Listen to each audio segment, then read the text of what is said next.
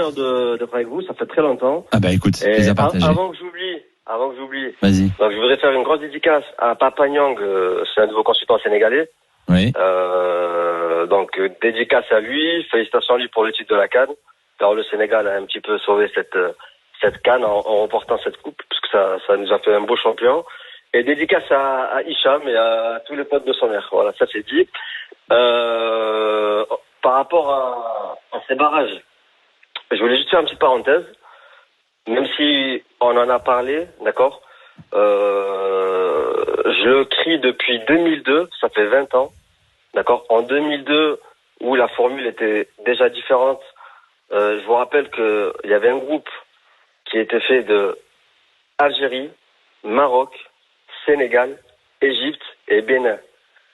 Seul le Sénégal s'est qualifié, et il s'est qualifié à la différence de but avec le Maroc. C'est-à-dire que les deux pays ont fini ex aequo. Le Maroc d'Henri Michel, le Maroc a fait une belle Coupe du Monde en 98, et on sait ce que ça a donné, puisque au match d'ouverture de cette fameuse Coupe du Monde 2002, le Sénégal a battu la France, champion du monde, vous vous rappelez. Je voulais vous donner une petite stat que j'ai entendue nulle part. Ça, c'est cadeau, c'est pour moi. Vous savez qu'à chaque fois que le Maroc va en Coupe du Monde, la France est championne du monde. Donc, c'est... Ah ben oui. En 98, on est allé en Coupe du Monde, la France était championne du monde, et 20 ans après, on part en Russie, et la France est championne du monde. Donc, en plus, il n'y a pas l'Italie. C'est dommage que vous fassiez plus la Coupe du Monde, quoi. Pardon? C'est dommage que vous faites pas plus souvent la Coupe du Monde. France aurait déjà 5 étoiles, 6 étoiles, 10 étoiles. Voilà, grâce à Vaïd, on est bien parti.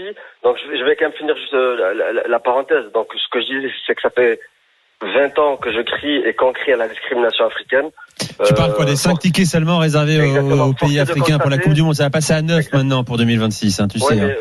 Mais ce qui est grave, c'est qu'on a attendu 30 ans et de mettre plus de pays. Oui. Pour nous, en avoir plus, mais c'est trop tard. Oui, mais tu as raison. Vous vous rendez compte que c'est le seul continent où quand tu finis premier, t'es pas qualifié.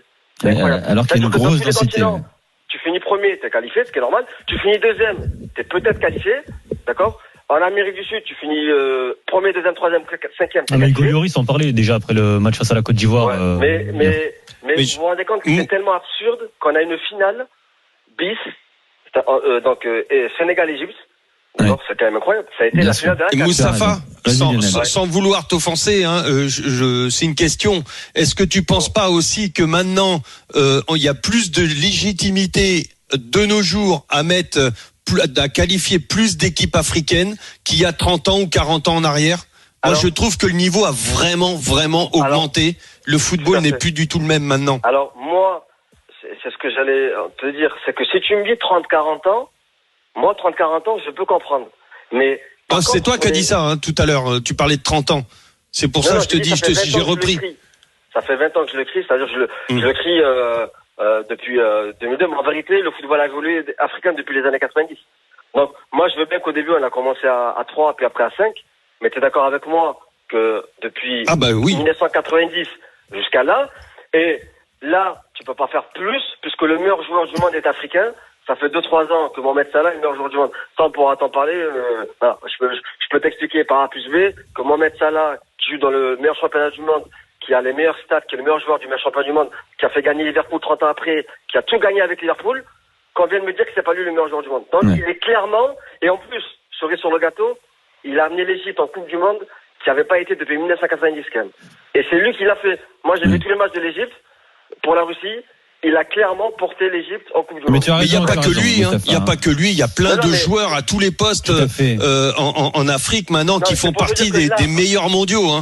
Même dans les buts, On va déplorer, il va y avoir de la casse effectivement après ces barrages des grandes nations du foot africain qui ne seront pas à Qatar.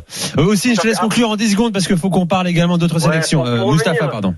Pour revenir au Maroc, donc coach Vaïd a fait un travail extraordinaire et je le remercie d'avoir choisi le Maroc. Il est venu pour des convictions, avec des convictions.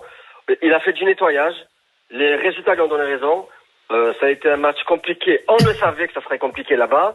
On a sauvé les meubles, un partout. Match retour à Casablanca devant nos 80 000 supporters. Ça devrait aller. Et que ce soit le Maroc ou coach Vaïd, voilà, mérite d'aller en Coupe du Monde. Et j'espère, parce qu'en plus on a une nouvelle génération. On a plein de jeunes joueurs. ça va leur faire du bien d'aller goûter à la Coupe du Monde. Voilà. Merci Mustapha. Très bonne soirée à toi. Tu reviens quand tu veux sur RMC. Salut Mustapha. Hamza hier de Vaïd qui court vers qui à la fin du match. Il lui arrache son maillot. Non, mais c'était. Je l'ai pas. T'as pas vu cette image? Non. Si.